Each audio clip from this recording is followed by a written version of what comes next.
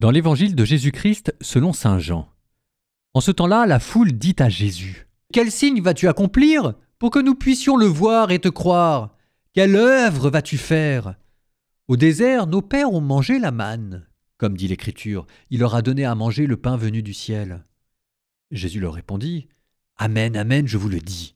Ce n'est pas Moïse qui vous a donné le pain venu du ciel. C'est mon Père qui vous donne le vrai pain venu du ciel.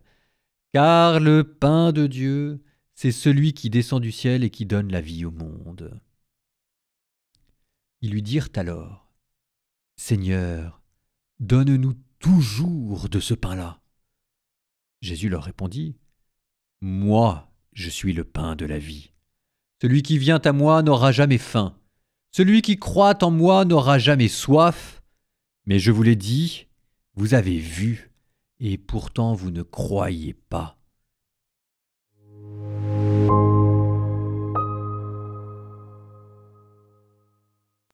On a l'impression de revivre le dialogue avec la Samaritaine. À la Samaritaine, Jésus disait « Celui qui boit de l'eau que moi je lui donnerai n'aura plus jamais soif. » Et là il dit « Celui qui vient à moi n'aura jamais faim. Celui qui croit en moi n'aura jamais soif. » L'extinction du désir, parce qu'en Jésus-Christ, le désir atteint enfin son objet, qui est le juste, le vrai, le beau. Mais on retrouve aussi des accents de la Samaritaine dans cette réponse des Juifs. De la même manière que la Samaritaine disait « Donne-moi de cette eau », les Juifs ici disent « Seigneur, donne-nous toujours de ce pain ». Mais voilà que les choses deviennent plus compliquées parce qu'en fait, pour avoir de ce pain, il faut deux choses. 1. Reconnaître la vérité sur ce que nous sommes et se convertir. Et 2. Croire en Jésus. Croire en Jésus ici, ça veut dire mettre de côté tout ce que l'on croyait savoir et connaître. Par exemple, mettre de côté Moïse. Vous croyez connaître ce dont il est question à travers la multiplication des pains et ce que je suis en train de vous dire sur le pain ? Vous pensez que je suis en train de rejouer cette scène au désert quand Moïse vous donnait le ciel ? Eh bien, pas du tout. Moïse vous a donné du pain et vous êtes tous morts. De fait, la génération entière des Juifs qui suivaient Moïse dans le désert est mort. Moi, vous vivrez éternellement. Mettez Moïse de côté, il est ici bien plus que Moïse.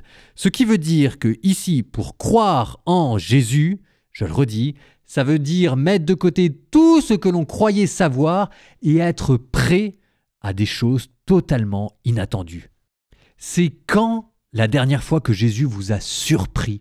C'est quand la dernière fois que des choses inopinées, inattendues se sont produites dans votre vie?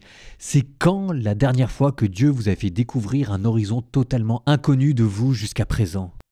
Eh bien, si vous ne croyez pas en Dieu au point de mettre de côté toute votre vie pour la mettre de côté et laisser la possibilité de voir une vie nouvelle apparaître, dans ce cas-là, vous ne croyez pas encore dans la résurrection. Et vous n'aurez pas le pain venu du ciel. Je vous laisse réfléchir à ça. Ça n'a l'air de rien, mais c'est en fait beaucoup plus exigeant qu'il n'y paraît.